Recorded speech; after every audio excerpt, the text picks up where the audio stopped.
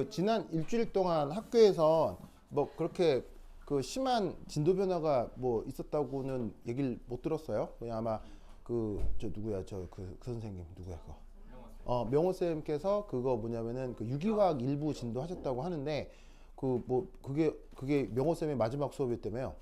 예, 그래서 그 차후에 학교에서 유기화학을 나갈지 안 나갈지는 모르겠는데 뭐 나간다는 말이 있어요? 시험 문제를 내고 가시고. 시험 문제 내고 갔대요? 그러니까 그거를 나중에 어느 쌤한테 주고 내라고. 아, 내놨대요? 그럼 어느 부분을요? 유기화. 아, 그 설명하신 유기화학 부분을? 아, 알았어요. 그러면 그 부분은 거기 프린트에 나온 정도나 여러분 필기 보면 뭐 심각하게 어려운 건 없으니까 그거 관련해서는 또 내가 나중에 뭐 설명을 해드릴게요. 나는 메가 MD에서 수년 동안 유기화학 모의고사 출제를 하고 유기화학 모의고사 출제 검토를 하고 실제 수업을 그 뭐냐면은 1년이 뭐냐면 통년으로 진행을 했던 유기화학 전문 수업 강사이기 때문에 걱정하실 필요가 없어요. 그렇죠? 예. 메가임디 오래 있었죠. 그래서 메가임디 이제 회사가 없어져가지고. 근데 회사가 없어졌어요. 회사가 없어져가지고. 왜냐면 MD 시험이 없어져가지고 회사가 없어졌어요. 없어져서. 네. 하여튼 그래. 그 메가 계열사 중에 하나인데 뭐 여하튼 그래서 그 필요하면 유기화학도 충분히 설명을 해드리니까 그 걱정할 필요는 없습니다. 다만 학교에서 한 부분을 보면 크게 어렵지 않으니까 또 혹시 크게 걱정할 필요 없어요. 자, 요거 이제 마무리 해봅시다. 그래서 요 내용. 뭐라고? 몇 쪽이냐고요? 거기 펴놨네요. 그거 펴놨네요. 자, 저번 시간부터 어느 부분이 수업이 됐었냐면 바로 이제 다전자 원자. 자, 맨이라고 하면 몇 개부터죠? 두 개부터죠. 두 개부터를 맨이라고 한다고 했죠. 그래서 전자가 두 개 이상이 될 때부터 새롭게 무엇이 등장한다? 전자가 두 개 이상이 되면서부터 원자 내에 무엇이 나타난다? 전자 간 청력이 나타난다고 했죠. 그것 때문에 수소 원자 모델과는 다른 모델이 필요한데 그 때문에 필요한 개념 중에 하나가 Effective Nuclear Charge, 우리말 번역은 유효 핵전화, 알겠죠? 그래서 유효 핵전화가 왜 나와야 되는지, 그리고 유효 핵전화가 어떤 경향성을 갖는지 살짝 말씀을 드렸고, 그래서 이 유효 핵전화를 계산하는 방법은 이제 코딩하고 양자역학을 활용해서 유효 핵전화를 계산할 수 있어요. 그럴 때 이제 아주 전문적인 방법들이 있거든요. 그래서 아주 물리학적이고 수학적인 방법들이 있는데 그거는 이제 대용량 컴퓨터가 필요하기 때문에 우리가 바로 할 수는 없고, 그 유액전화를 구하는 첫 번째 아주 편리한 방법. 사실은 여기서 얘기하려고 하는 이 편리한 방법은 이미 수학자들과 물리학자들이 쫙 구해놓은 유액전화 있죠. 거기서 공통적 특징을 찾아서 끼워 맞추기 설명으로 만든 거예요. 그걸 이름하여 슬레이터 룰이라고 합니다. 이 양반은 그 시카고 대학 교수인데 노벨상도 받은 사람입니다. 그래서 19세기 말 사람, 20세기 초까지 활동했던 화학자인데 그 뭐냐면은 그 되게 옛날 사람이에요. 그래서 이 사람이 해놓은 기존에 계산해 놓았던 유효 핵전화를 편리하게 갖다 쓰는 법, 무슨 말인지 알겠죠? 그거를 한번 말씀드릴게요. 그걸 이제 이름하여 슬레이터 룰이라고 하는데 학교 수업절에 나와요. 선생님들이 이걸 막 세게 낼 때도 있고 안 낼 때도 있어서 뭐 이번 시험에 나온다라고 확정적으로 얘기는 할 수는 없으나 과거 여러분 학교 선생님들 수업절에 다 있어서 이 내용을 설명드립니다. 자, 그래서 어디를 볼 거냐면 교재로다가 117페이지 찾았어? 교재 117페이지에 보시면 거기 연습 문제 7이라고 있죠. 찾았시오? 이 연습 문제 7에 슬레이터 룰이 그 문제 형태로 설명이 되어 있습니다. 보이시죠? 설명이 되어 있습니다. 그래서 그 문제 형태로 되어 있는 그 설명을 가지고 이제 하나하나 이제 뭐냐면은 설명을 해보도록 하겠어요.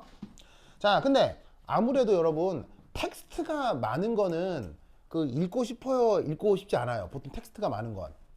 바로 그냥 너무 글씨가 많은 건 조금 읽을 때 좀 힘들잖아요. 그래서 그냥 아싸리 문제를 풀어보는 방식으로 요거를 설명을 해보도록 하겠습니다. 알겠죠? 그래서 문제를 풀어가면서 필요한 내용들을 이렇게 사각사각 메모를 해서 내용을 완성하도록 해보겠어요. 자, 그래서 예시로 든 게 누구냐면 바로 Fe, 우리말로 철이라고 하는 원소입니다. 혹시 이 녀석 원자 번호를 아는 사람? 바로 26번이죠. 그럼 이 말은 이 녀석이 가지고 있는 전자 개수가 총 몇 개? 총 26개라는 걸 알 수 있죠. 그러면 여러분 예전에 배웠던 기억으로다가 이 녀석의 전자 배치를 쭉 완성해 볼 수 있겠어요? 자, 한번 해보면, 자, 첫 번째 일은 전자 배치입니다. 자, 뭐부터 하는 거냐면 그 유명한 1s2, 2s2, EP6 이렇게 했던 거 기억나죠? 그래서 가장 에너지적으로 안정한 오비탈부터 최애각 오비탈까지 전자를 쭉 채우는 건데 26개까지 채워주면 되겠어요. 자, 그럼 어떻게 하면 되느냐? EP 다음에는 3s죠. 그 다음에 3s 다음에 3p죠. 그리고 아시다시피 S오비탈은 전자가 최대 2개까지, P오비탈은 최대 6개까지 하겠죠? 자, 그러면 여기까지 딱 채우고 나면 이제 총 몇 개인가요? 여기까지 쭉 채우고 나면 여기 딱 채우면 18개가 되거든요. 그럼 18개 중에서 나머지 8개를 더 채우면 되는 거지. 26번이니까. 자, 그럼 이때 3p 오비탈까지 채워지고 나면 그 다음 어디에 채워진다고요? 바로 4s 오비탈에 채워지죠. s 오비탈에는 또 최대 전자가 몇 개까지? 2개까지. 자, 그리고 나면 4s에 다 채워지고 나면 이제 어쩔 수 없이 또 어디에 전자 배치가 돼요? 3d에 채워질 수밖에 없죠. 그럼 얘 같은 경우는 d 오비탈에 몇 개 채우는 수밖에 없습니까? 바로 6개 채울 수밖에 없죠. 그래서 그 3d 전자 배치가 6개가 된다.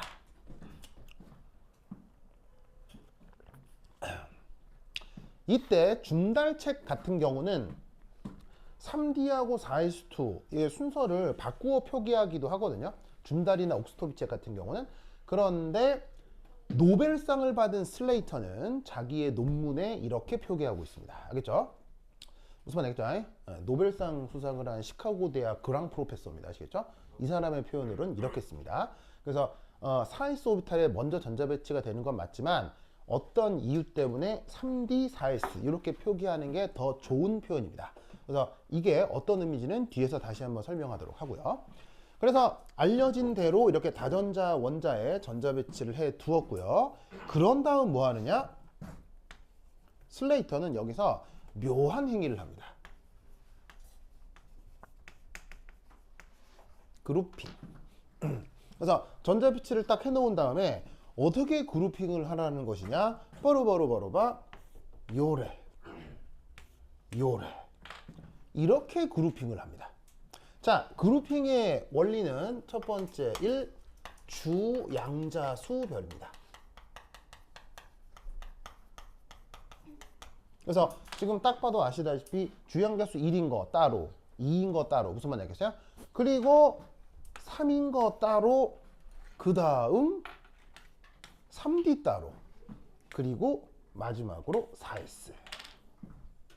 그래서 여기서 그룹핑을 어떻게 하고 있냐면 첫 번째는 주양자수에 따라, 두 번째는 D 혹은 F는 따로 그룹핑을 합니다. 왜요? 그건 왜요? 떨어졌어요? 아, 진짜로요? 아우 순발력 저기여라. 그래. 건우가 굉장히 순발력이 좋네요. 순발력? 여러분 모든 운전선수 중에서 순발력 1등 누구예요? 모든 체육 종목 중에 순발력 1등. NFL 모든 스포츠 중에. 프로게이머. NFL도 틀린 말은 아닌데요. NFL은 모든 영역이 탑티어예요. 뭐 순발력, 지구력, 근력 모든 영역이 탑티어인데 순발력 하나만 놓고 보면 모든 선수 중에서 1등. 모든 선수 1등. 순발력 1등. 바로 역도 선수입니다. 정말이에요. 몰랐죠? 그래서 여러분 역도는 무거운 걸 드는 거라고 생각하죠? 아닙니다. 역도는 순발력 운동이에요. 그래서 인간의 순발력을 얼마나 빨리 키울 수 있느냐를 훈련하는 프로그램이 역도예요. 그래서 여러분 역도 이렇게 무거운 거 드는 거 본 적 있어요? 어떻게 드냐면 그냥 힘이 세서 드는 게 아니에요. 드는 게 아니고 이렇게 딱 든 다음에 이렇게 예를 들면 용상 같은 경우는 이렇게 딱 든 다음에 얘를 하체 힘을 이용해서 얘를 하늘로 탁 튕겨요. 바벨을. 그럼 얘가 하늘로 팍 솟구치겠죠? 그 솟구치는 그 찰나에 내 몸이 안으로 쑥 들어가서 받치는 거예요. 그래서 이걸 튕기는 그 찰나에 내 몸을, 내 무게중심을 얼마나 빨리 집어넣느냐 이 싸움이에요. 역도는. 그래서 이게 역도는 힘센 스포츠가 아니고요. 짧은 시간 안에 무게중심을 움직이는 스포츠. 그게 역도예요. 그래서 역도는 스포츠과학 측면에서 굉장히 중요한 스포츠예요. 그래서 역도가 돼야 다른 스포츠가 다 발전할 수 있어요. 그래서 이제 방금 우리 건우가 지금 순발력이 좋았잖아요. 역시 건우! 자, 봅시다. 자, 봅시다. 자, 어쨌건. 자, 여기 보시면은 전자배치 한 다음에 그룹핑을 어떻게 하라고요? 첫 번째 주형자 수에 따라. 그런데 D나 F가 나오면은 따로. 알겠죠? 이때 어떻게 되느냐? 같은 그룹 내 전자끼리는 Z 이펙티브 바로 유핵전하가 비슷하다라고 가정하는 겁니다.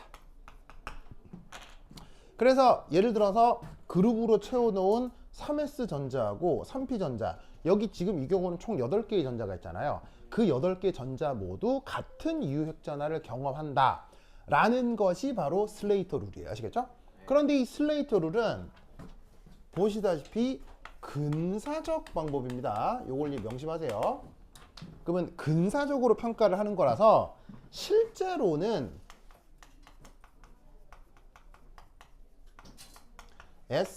SPD마다 유효 핵전하는 다 다릅니다. 그래서 원래는 이거 유효핵전하 다 다릅니다. 다른데 어차피 이 방법이라고 하는 게 근사적으로 평가하는 방법인지라 요 그룹 안에 들어있는 건 다들 그냥 비슷비슷하다라고 평가를 하는 방법이 바로 슬레이터 룰이다. 아시겠죠? 됐죠? 자, 그럼 이제 두 번째 바로 이겁니다. 시그마. 시그마가 뭐였죠? 시그마 이름이 뭐였죠? 전화밀도입니다. 가림인자입니다. 오. 정답.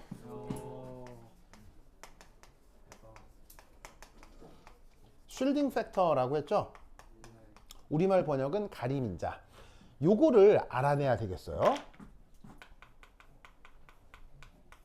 자, 이 쉴딩 팩터 어디서 뭐냐면은 나온 표현이었어요. 이렇게 한 다음에 요거였죠? 기억나오? 자, 여기서 Z가 뭐였어요? Z가 뭐예요? 원자 번호죠. 그러면 원자 번호는 사실 막 변해요? 문제마다 딱 정해져 버려요? 문제마다 정해지겠죠. 바로 여기 있는 이게 원자 번호니까요. 지금은 26. 그럼 이 말은 어떤 전자의 유효핵전하를 알아낸다는 얘기는 사실 뭘 알아낸다는 얘기예요? 저기에 있는 가림 효과를 알아낸다는 얘기죠. 가림 인자를 알아낸다는 얘기죠.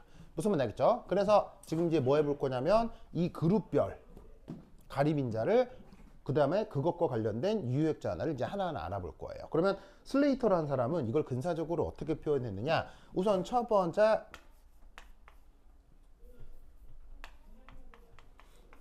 원S 그룹의 유효핵전하를 살펴보겠습니다. 자, 그럼 얘는 어떻게 하느냐? 우선 26을 써줘야죠. 자, 26은 뭐고요? 원자 번호고요. 자, 그 다음 빼기. 여기 이제 뭐가 들어가는 거예요? 여기에 쉴딩 팩터가 들어가는 거예요. 이 쉴딩 팩터를 저기 누구야? 슬레이터는 어떻게 평가하냐면 첫 번째 1 곱하기 0.3으로 이 경우는 써줬습니다. 그러면 이게 뭔가 싶죠? 그렇죠? 이게 뭔가 싶죠? 자, 그럼 첫 번째 1 해당 그룹 오른쪽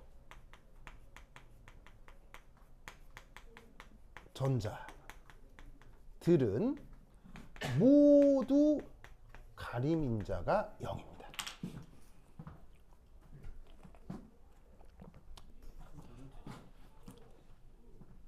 자, 우선 썼어요? 자, 이게 무슨 말이냐면 이건 내 뒤에 앉은 관객이 나의 스크린을 가릴 수 없죠. 자, 우선 쓰시고 이제 보충 설명하겠습니다.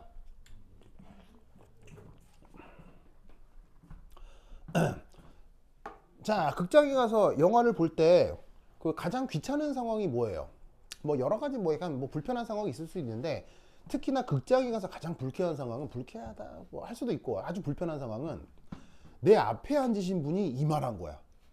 이만해가지고 물론 극장에 가면 스크린이 이만 크지. 근데 앞에 앉으신 분이 커가지고 이게 뭐 자막을 읽거나 내용을 이해하는데 아무런 불편함이 없어도 그 귀퉁이 일부라도 살짝 가리면 그거 되게 유쾌한 일이에요. 상당히 힘들어요. 싫잖아. 무슨 말인지 알겠어요? 그러면 그 극장에서 그럴 수 있는 건 내 앞에 있는 관객이 그럴 수 있는 거예요? 내 뒤에 있는 사람이 그러는 거예요? 당연히 앞에 있는 사람만 그럴 수 있죠? 무슨 말씀인지 알겠어요? 자, 그러면 전자배치에서 이렇게 쓸 때 왼쪽으로 갈수록 더 안정한 거고 오른쪽으로 갈수록 더 불안정한 거죠. 뭐 그 얘기는 충분히 알 거예요. 그래서 이리 갈수록 더 안정한 전자배치가 되는 거고 그 다음에 이리 갈수록 더 불안정한 전자배치인데 왜 왼쪽으로 갈수록 더 안정한 전자배치예요? 이 앞에 뭐가 있으니까요? 핵이 있으니까요. 그래서 평균적으로 보면 주양자 수가 작을수록 기본적으로 핵에 더 가깝죠. 무슨 말인지 알겠죠? 그러면 어떻게 되느냐? 핵끼리 정전기적 청력에 의해서 이런 식의 유핵전화라는 개념이 나타나는데 1S에 있는 전자는 뒤쪽 있는 전자하고 청력이 나타날 수는 있지만 그 청력에 의해서 이 전자가 핵에 대해 경험하게 되는 인력이 방해받지 않는다라고 생각하는 거예요. 그래서 여기에 있는 어떤 그룹에 있는 전자의 유효전화를 고려할 땐 뒤에 있는 전자는 그냥 아예 없는 놈이다 이렇게 생각하면 된다는 얘기예요. 무슨 말인지 알겠어요? 예를 들어서 어떤 그룹에 대한 유효전화를 계산한다? 이건 없는 거예요. 그냥 알겠죠? 그러니까 이 녀석에 대한 주요한 그 가림 효과는 이 안에서 벌어진다 이렇게 생각하면 된다고요. 무슨 뜻인지 아시겠죠?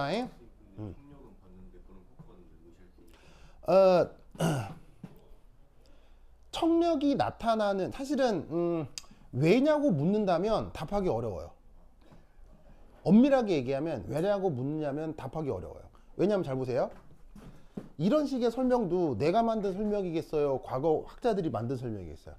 과거 학자들이 만든 설명이거든요. 그러면 이 설명을 딱 보면 매우 합리적이에요? 굉장히 은유적이에요? 은유적이죠? 설명할 수 없다는 거예요. 사실은 이런 설명은 전혀 필요 없죠. 완전 그 학술적으로 가자면. 이런 설명 필요 없이 그냥 얘를 코딩과 컴퓨터를 이용해서 계산한 거예요. 그 계산한 결과의 숫자가 있을 뿐이고요. 그 숫자가 어디에 있냐면 여러분 교재 116페이지에 있어요. 그래서 교재 116페이지에 보시면 거기 표 5라고 있죠. 표 5라고 있죠. 찾았어요? 이게 지금까지 계산된 그 뭐냐면은 몇몇 유효핵전화를 계산으로 표현한 겁니다. 현준 왜 없어?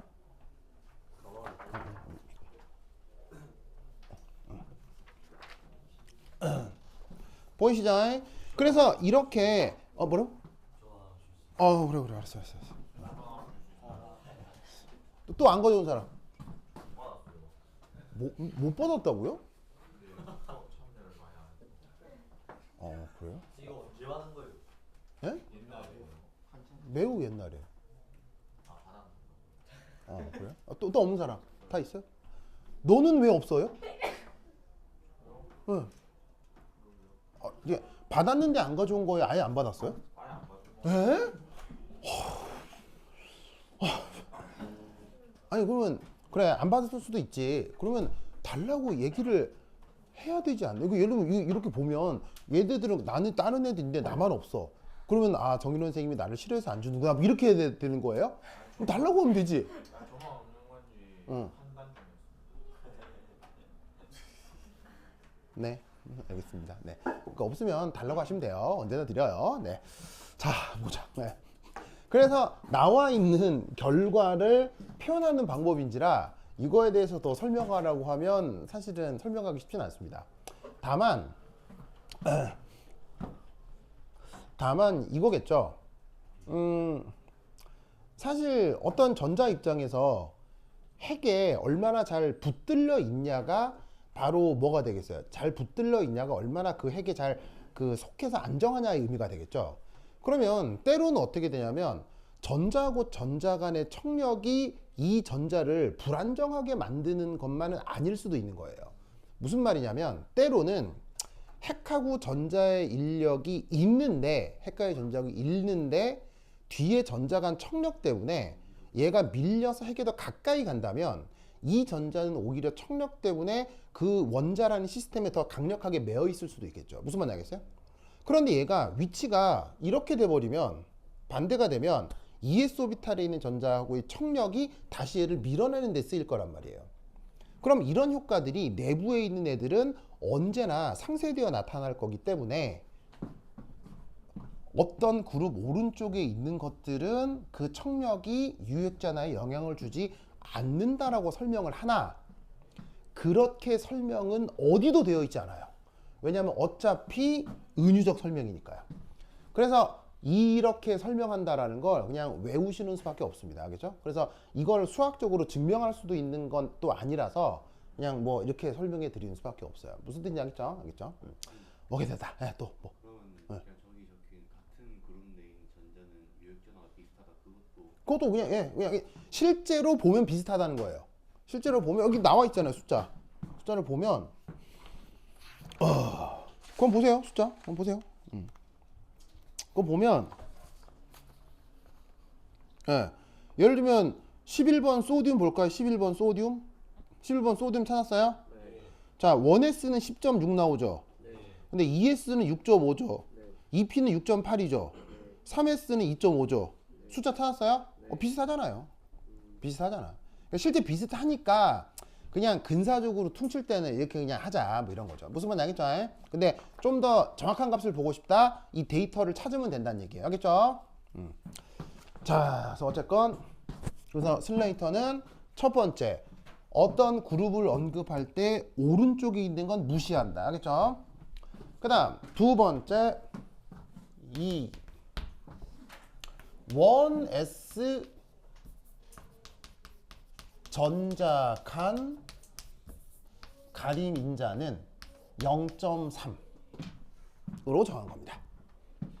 1S 전자 사이의 가림 인자는 0.3. 오, 그게 어디에 있는 것입니까? 여기. 무슨 말 알겠죠? 알겠죠? 자, 그런데 지금 1S 오비탈에는 전자가 몇 개 있음이야? 전자가 2개 있죠, 2개. 2개 있는데 왜 여기는 하나일까요? 여기의 의미는 1이라는 것의 의미는 뭐냐면 둘 중 하나가 나머지 하나의 청력이 나타난다 라는 뜻으로 여기에 1을 써준 거예요. 자, 1S 오비탈에 전자가 2개가 있죠. 그러면 나는 둘 중 어떤 한 전자의 유액전하를 알고 싶은 거 아니에요. 그럼 이 전자의 유액전하를 알기 위해서는 나머지 전자의 청력을 알고 싶은데 그 나머지가 지금은 몇 개냐고요. 2개 있는 것에 하나라고 생각한다면 나머지는 하나밖에 없잖아요. 그놈 때문에 0.3이라고 하는 가림 인자가 나타난다 라고 생각한 거예요. 무슨 말 알겠죠? 그러면 이것을 계산을 해주면 이 경우는 25.7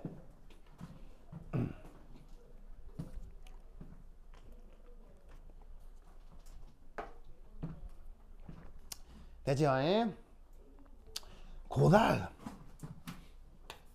자, 그 다음 그룹핑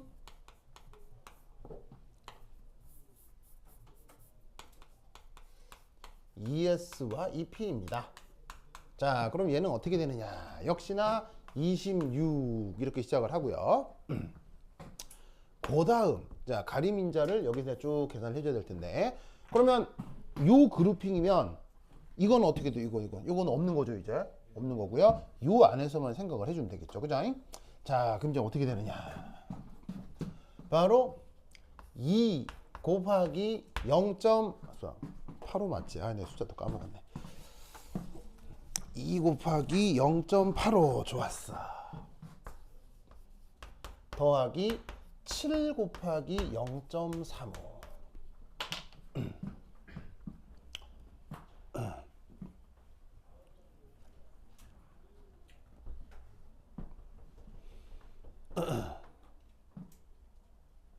자, 썼어요? 자, 그러면 여기 나와 있는 숫자의 의미를 살펴보도록 하겠습니다. 자, 여기 2라고 쓰여 있는 걸 무슨 수라고 하죠? 주양자 수라고 하죠. 주양자 수라고 하죠. 그러면 여기서 나타나는 가림인자 세 번째 n-1 그룹 전자의 가림인자는 0.85입니다.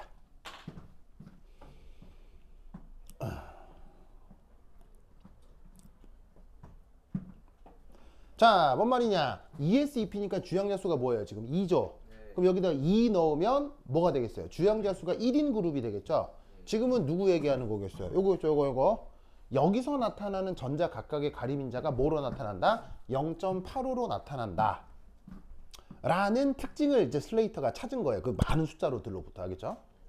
그래서 여기에 0.85 쓴 거고요. 곱하기는 못 대보시겠어요. 원의 오비탈이 진짜 두 개 있으니까. 알겠죠? 예? 알겠죠? 뭔지 알겠죠? 그래요? 그래? 그 다음 0.35 있죠? 0.35 이건 뭐냐? 동일 그룹 내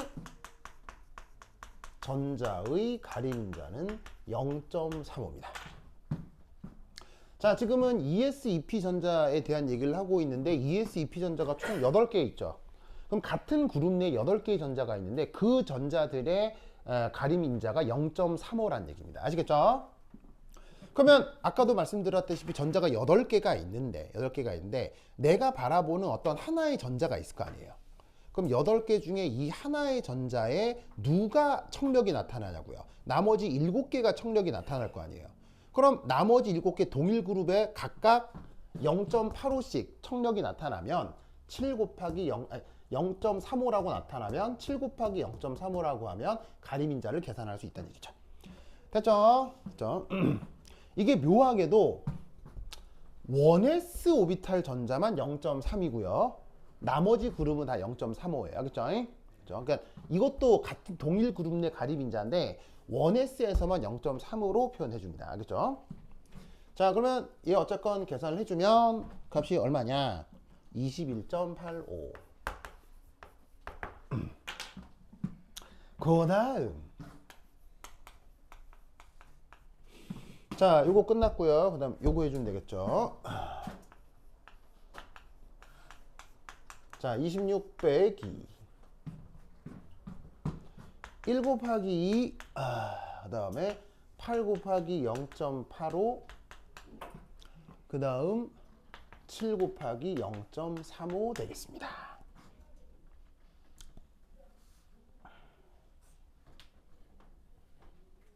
오케이.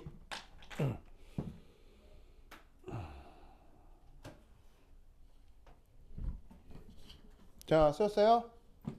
썼죠? 자, 그러면 0.85 아까 설명했던 그거고요. 0.35도 아까 설명했던 그거예요. 이때 새롭게 등장하는 가림 효과가 있는데 바로 뭐예요? 1이죠. 1. 자, 그럼 1 순서를 좀 다르게 쓸까? 2 곱하기 1 이렇게 쓰는 게 낫겠네요. 1. 그래서 0.85도 설명했고 0.35도 설명했는데 갑자기 1이 나오죠. 자, 여기서 나타나는 건 뭐냐면 어쨌건 요 3이 요 그룹핑이 뭐예요? 주양자수죠. 자, 이때 n 빼기 2 이하 그룹. 그러니까 예를 들어 지금 3이라면 주양자수가 뭐인 거? 1. 무슨 말인지 알겠어요? 그 이하 그룹 전자의 가림인자는 1입니다. 그러니까 여기에 있는 3s, 3p 전자 입장에서는 1s 오비탈 전자가 핵에 완전 붙어 있다라고 보는 거예요. 그래서 이런 전자들의 가림인자는 그대로 전자 자체가 바로 모든 전자를 뭐냐면 청력이 나타난다라고 생각하는 거죠. 그래서 어쨌건 저걸 계산을 해주면 값이 14.75 됐죠? 그 다음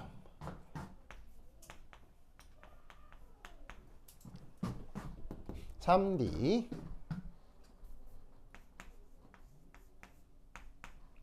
자, 얘는 어떻게 되느냐? 26 뿌애기 뿌애기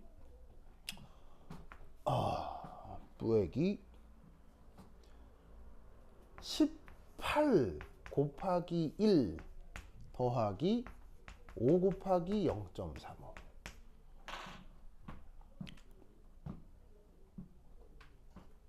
이렇게 됩니다. 보이시죠? 그러면 여기서도 희한한 표현이 나왔는데 여기 1이 하나 더 나왔죠. 그렇죠? 1. 그럼 이건 어떤 이유 때문이냐? 5 D 혹은 F의 경우는 왼쪽 모든 그룹 가림인자가 1입니다. 왜 그러냐라고 굳이 이유를 조금 붙이자면 저번 시간에 침투 효과란 말 들어본 적 있죠? 침투 효과가 제일 큰 게 누구예요?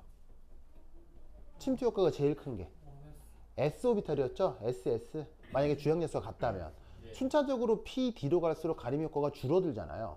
그럼 가림 효과가 그러니까 이제 예를 들면 뭐 이건 거죠. 여러분 영어에서 비교급유를 왜 써요?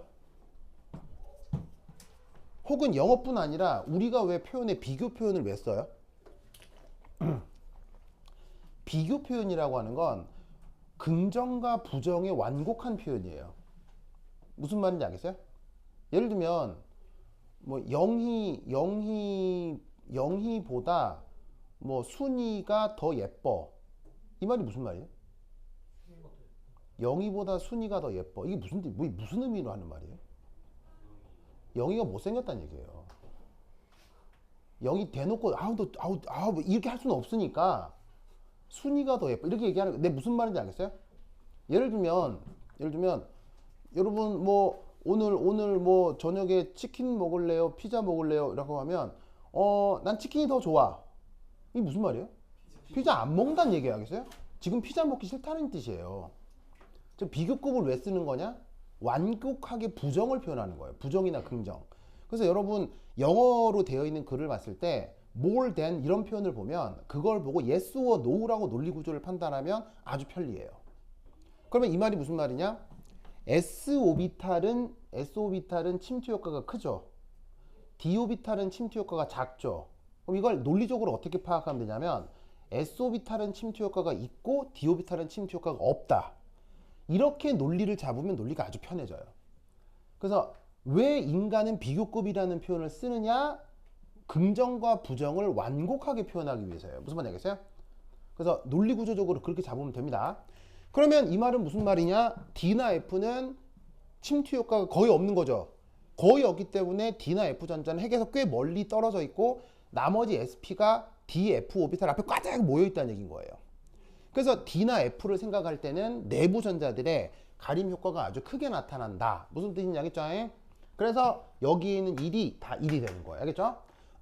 그리고 어쨌건 동일 그룹에서는 가림 현자가 뭐라고 그랬어요? 동일 그룹에 0.35니까 얘대로 계산해 주시면 얘는 값이 6.25 되겠습니다. 됐지요? 됐죠? 자, 그러면 드디어 마지막 여기. 자, 그러면 지금 여기 이렇게 해놓은 걸로 요 녀석 완성해 볼 수 있겠어요? 자, 그러면 내가 칠판에 쓰기 전에 연습용으로다가 여러분들이 연필로다가 한번 쓱 평가를 해봐요. 시작!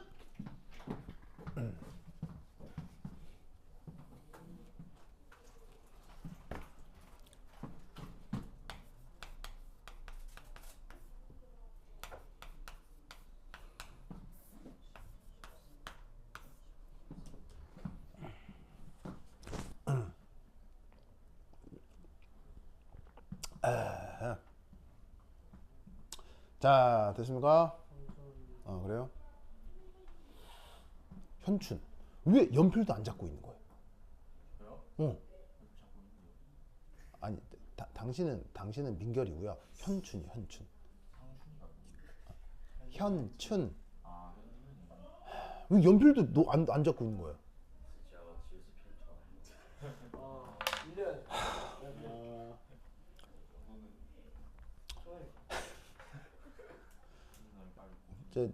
저 연필 좀 빌려주세요. 네. 아, 네, 진짜. 아, 네 정말.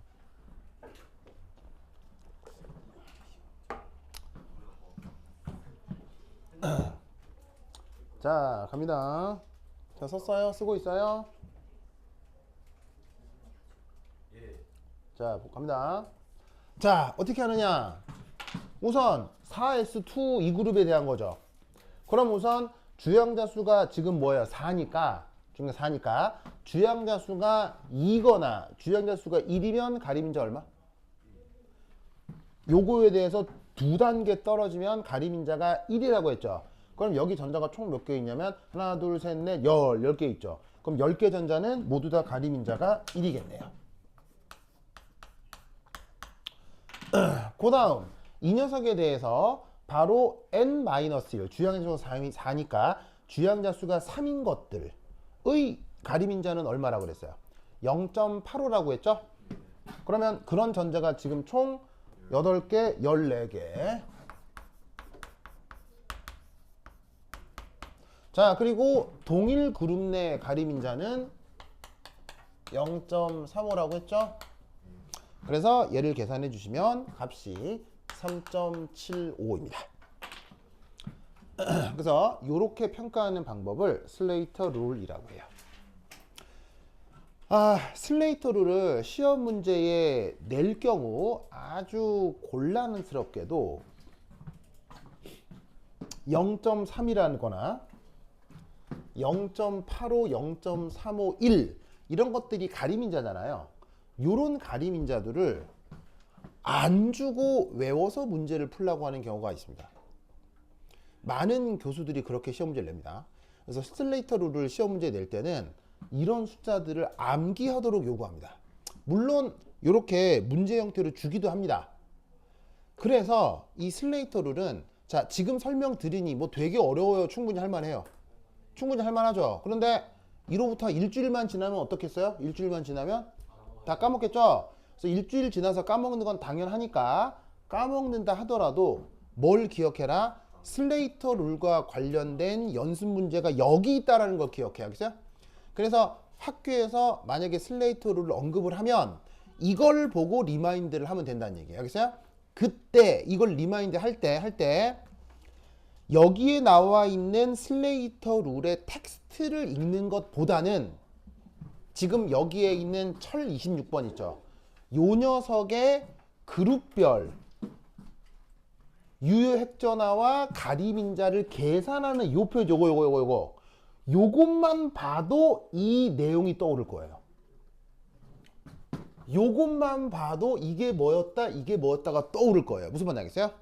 그래서 복습을 할 때는 텍스트를 읽지 말고 요 숫자들을 찬찬히 보고 복습하라고요. 무슨 말인지 알겠어요? 그러면 완벽하게 리마인드가 될 거예요. 왜냐? 이게 바로 1926년 슬레이터의 논문에 수록되어 있는 내용이기 때문이에요. 슬레이터가 자기 논문에 이걸 예시로 슬레이터 룰을 이렇게 적용할 수 있다 라고 설명한 게 바로 철이에요. 그래서 슬레이터의 논문에 보시면 이게 그대로 나와 있어요. 알겠죠? 그러면 이 말은 무슨 말이겠어요? 내가 그 논문을 보고 얘기하고 있다는 얘기인 거죠. 그래서 요걸로 슬레이터 룰을 복습하는 게 제일 좋습니다. 알겠죠? 그래서 다른 원소도 있는데 이게 가장 여러모로 봤을 때 많은 걸 설명해 줄 수 있으니까 요 표현 방법을 기억해요. 알겠죠? 오케이 됐다. 자 슬레이터 룰. 그 다음 짜잔 한 장 넘겨보시기 바랍니다.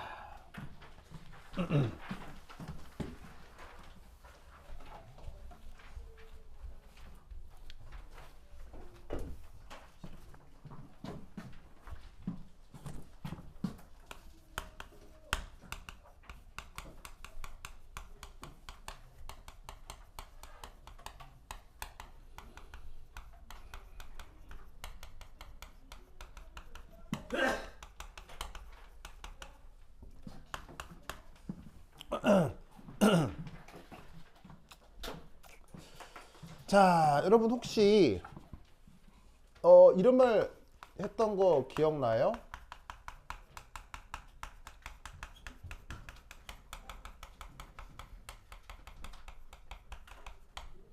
자, 핵에서 전자까지 평균 거리다. 이런 개념 있었던 거 뭐 기억납니까? 그때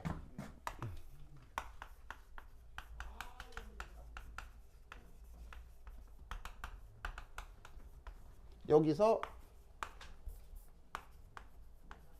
짜잔 한 다음에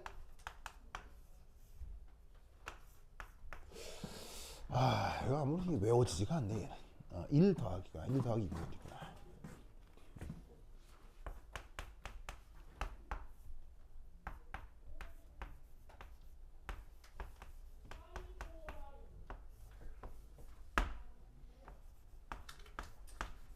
짜잔.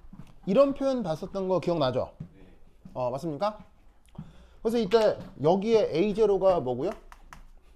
A0가 뭐고요? 보어 반지름이었죠. 그 다음에 Z가 뭐였죠? Z가 원자 번호고요. 그래서 이건 어디서 쓰는 거였냐면 하이드로제닉 아이온 모델. 하이드로제닉이 무슨 뜻이었어요?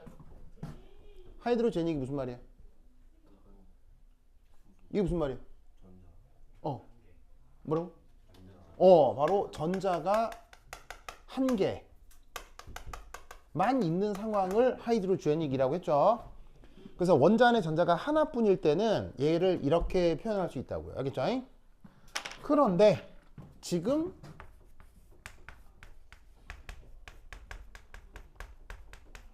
다전자 원자 모델에서는 얘를 어떻게 표현하느냐?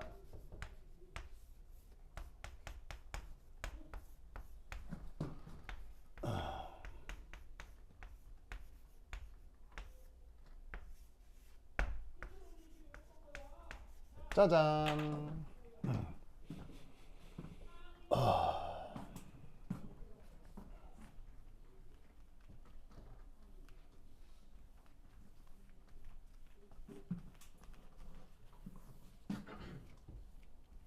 자, 이 표현에서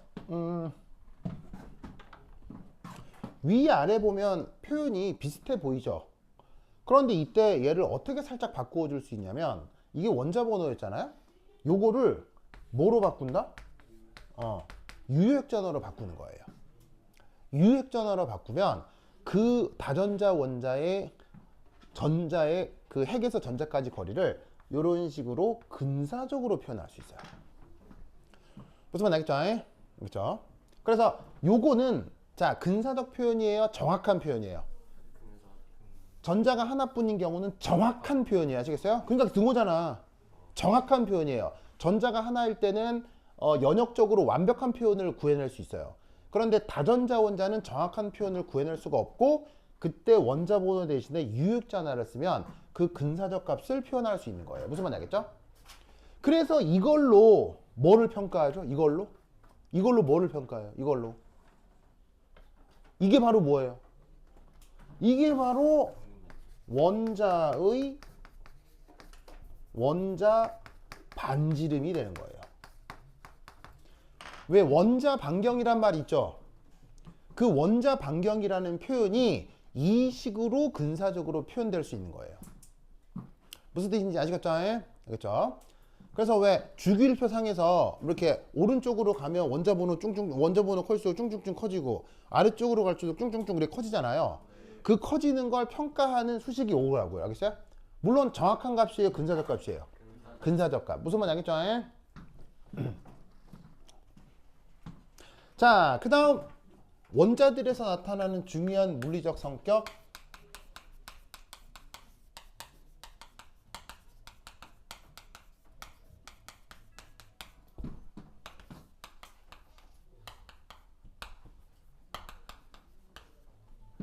자, 하이드로제닉 아이온 같은 경우 전자의 역학적 에너지 표현이 어떻게 됐었어요?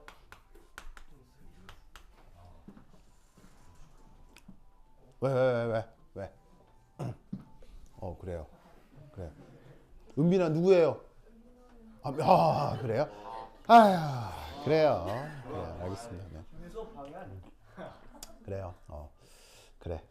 민우 잘 있나 모르겠네요. 잘 것 같다. 자, 보자. 자, 그러면 이 수소 원자 모델에서 전자의 역학적 에너지 수식 뭐였어요? 이거 외워야죠. 뭐예요? 수소 원자 모델에서 전자의 역학적 에너지 뭐였어요? 외워야죠. 뭐예요? 마이너스. 그다음 n 제곱분의 HCR Z 제곱 외워야 해요. 알겠죠? 외워야 해요. 그리고 이 표현은 누구 표현이랑 똑같아요? 누구의 표현이랑 똑같았어요? 저 표현은 보호 모델과 동일했었죠. 외우셔야 해요. 알겠죠? 이번 시험 문제에 그 보호 모델도 일부 나올 수 있어요. 그래서 보호 모델로 예측한 에너지하고 수식이 똑같아. 알겠죠? 똑같아. 그래서 이때 이만치가 우르륵 상수고 n은 뭐임? 주양자수. 그리고 이때 여기에 있는 z 뭐임? 원자번호.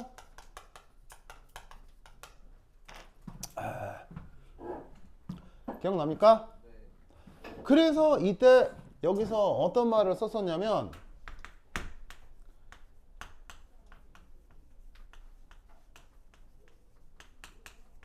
이런 말을 썼었는데 기억나오? 디제너레이션이란 말을 썼었죠. 무슨 뜻이에요? 우리말 번역 축퇴 뜻은 오비탈은 다르지만 에너지가 같아질 수 있는 현상, 그걸 축퇴라고 했었죠. 이럴 때 주양자수에 따라 축퇴가 됐었어요. 그래서 주양자수가 1이면 1제곱, 2면 4개, 3이면 9개의 오비탈들이 축퇴됐었다. 기억나죠? 그래서 이때 보시다시피 이 에너지 수식에서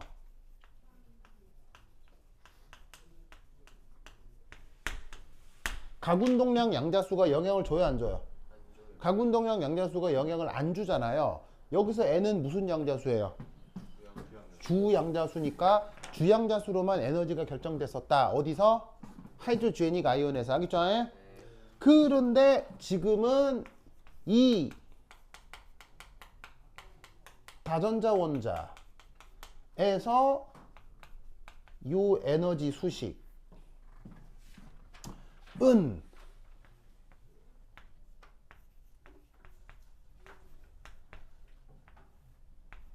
짜잔. 보이세요? 짜잔. 자, 표현을 누구랑 비슷하게 표현을 만들어줘요. 수소 원자하고 표현을 비슷하게 만들어주는 거예요. 알겠죠? 이때 다전자 원자에서는 이 Z가 뭐로 바뀐다? 유효핵전화로 바뀌는 거예요. 그러면 그때 전자의 역학적 에너지를 근사적으로 표기할 수 있습니다. 무슨 말 알겠죠? 그래서 수소 원자에서는 원자번호, 그 다음에 다전자 원자에서는 유효핵전화.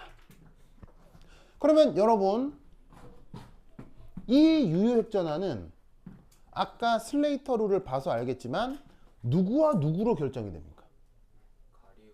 바로 누구와 누구로 결정되냐면 N, L 모두 관여하죠. 맞나요? 그룹별로 유효핵전화가 달랐잖아요. 그죠? 물론 S하고 P는 근사적으로 비슷하다고 했지만 D오비탈 돼버리면 유효핵전화가 비슷해요. 아주 많이 차이가 나요. 아주 많이 차이가 나죠. 그러니까 어떻게 되느냐? 이 유효핵전화의 주양자수와 가군동량 양자수가 모두 영향을 주게 돼 있다고요. 그래서 다전자 원자에서는 주양자수뿐만 아니라 가군동량 양자수도 동시에 에너지 준위에 영향을 줄 수 있습니다. 아시겠죠? 그래서 그 결과가 어떻게 되냐면 첫 번째, 요 에너지 준이 커집니다. 뭐 할 때? 주양자수가 커질 때. 두 번째, 에너지 준위가 커집니다. 뭐 할 때? 가군동량 양자수가 커질 때.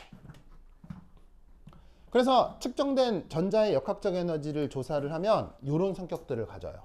수소 원자에서는 각운동량 양자수가 영향을 안 주지만 다전자 원자에서는 주양자수, 각운동량 양자수 모두 다 에너지에 영향을 준다. 둘 다 양의 상관관계가 있습니다. 커지면 커지고 커지면 커집니다.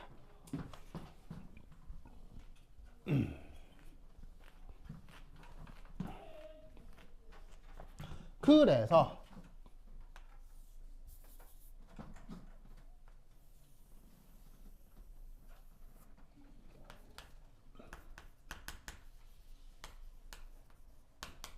자, 위로 갈수록 고에너지 상태라고 합시다. 자, 그럼 이때 여기서 짜잔, 이게 주양자수가 1인 1s 오비탈의 에너지 준이라고 그냥 뭐 가상적으로 한번 써봅시다. 그리고 나면 뭐 이렇게 2s도 있을 거고요, 3s도 있고 4s, 5s 뭐 쭉 에너지 준위가 있겠죠. 그러면 동일한 s 오비탈이라면 1보단 2, 2보단 3이 점점 더 고에너지 상태가 될 거예요. 그래서 이게 각운동량 양자수가 0이기 때문에. 자, 이때 1S에는 없지만 2S부터 뭐가 나타나요? EP가 나타나죠. 아니, 그냥 P 오비탈이 나타나죠. P 오비탈은 이거 좀 써보자. P 오비탈이 나타나죠. 주양자수가 3일 때도 P 오비탈이 있고요, 4일 때도 있고요, 뭐 5일 때도 있어요. 뭐 계속 그릴 수는 있으나 뭐 이 정도만 그려도 충분할 것 같네요. 그리고 P 오비탈이면 각운동량 양자수는 1이고요. 그 다음 이제 또 뭐가 있느냐? 주양자수가 3부터 뭐가 나타나기도 해요? D 오비탈이 나타나기도 하죠. 그러면 이때부터 D 오비탈이 하나, 둘, 셋, 넷, 다섯, 3D 오비탈이 나타나는데 그게 각운동량 양자수가 2일 때네요. 무슨 말 나겠죠? 그러면 3D가 있으면 뭐도 있겠어요? 이렇게 4D도 있겠죠. 뭐 그 다음에 더 그리면 뭐 5D, 6D 있겠지만 뭐 여기까지만 해도 전자배치는 충분해요. 그 다음 주양자수가 4가 되면 뭐가 나타날 수도 있죠? F 오비탈이 나타날 수도 있죠. 그러면 4S, 4P, 4D 하다 보면 거기에 4F 오비탈도 나타날 수 있습니다. 그럼 그 위에 5F, 6F도 있긴 있겠지만 뭐 여기까지만 해도 충분합니다. 무슨 뜻인지 아시겠죠? 그러면 여기서 알 수 있는 사실은 뭐냐면 바로 예를 들어 주양자수가 3S, 3P, 3D로 주양자수가 같아도 어떻게 되겠습니까? 보시다시피 각운동량 양자수가 달라짐에 따라서 축태가 깨지고 있죠. 축태가 깨진다는 게 무슨 말이에요? 에너지가 더 이상 같아지지 않는다는 얘기입니다. 아시겠어요? 이게 다전자 원자에서 나타나는 에너지 준이다라는 거 꼭 기억하시고, 그러다 보니까 아주 묘하게도 이런 거 뭐 다 그렇다라기보다는 예를 들어 요거 하나만 보면 우연히 에너지 준위가 매우 비슷해지는 경우들이 나타날 수도 있다는 얘기인 거예요. 무슨 말이냐면 자 봐요. 4S 3D를 보면 주양자수는 누가 커요? 주양자수는 이게 크죠? 그럼 얘가 더 에너지가 커야 되잖아요. 근데 각운동량 양자수는 누가 더 커요? 이게 더 크잖아요. 그럼 각운동량 양자수로 보면 이게 더 에너지가 커야 되잖아요. 그게 묘하게 균형을 이룬다면 우연찮게 에너지가 비슷하게 나타날 수도 있다고요. 그래서 실제로 4S와 3D는 에너지 준위가 진짜 비슷해요. 그래서 계산으로는 더 이상 어쩔 수 없는 수준까지 아주 에너지가 비슷합니다. 무슨 뜻인지 알겠죠? 그래서 이게 다전자 원자에서 나타날 수 있는 에너지 준위 상황이다 라는 것들을 꼭 같이 기억해 두라 이런 말이죠. 뭔 말인지 아시겠죠? 그렇죠? 자, 쓰십시오. 쓰세요. 쓰세요. 자, 썼습니까? 썼죠? 그래서 여러분들에게 트라이 해보고 싶은 문제가 뭐냐면 저기 보시면은 118페이지 보세요. 118페이지 118페이지 찾았어? 118페이지 그 118페이지에 보시면 연습 문제 9라고 있죠. 찾았습니까? 연습 문제 9. 여러분들 이거 해볼 수 있을까요? 연습 문제 9. 찾았어요? 연습 문제 9. 그래서 내가 칠판 지우고 연습 문제 9 쭉 문제를 쓸 텐데 그동안 이 연습 문제 9 브레인스토밍 해보시기 바랍니다. 시작! 네. 자, 여기 지울게요. 지운다. 자, 118페이지 연습 문제 9. 자, 틀어해 봅니다. 시작!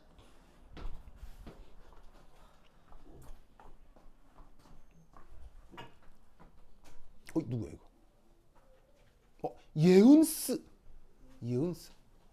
예은아 소리 잘 들려요? 평행 예은이. 그래. 그래. 그렇지. 예은이, 진짜, 좋아요. 예? 그래. 좋아. 그래. 좋아. 뭐라고요?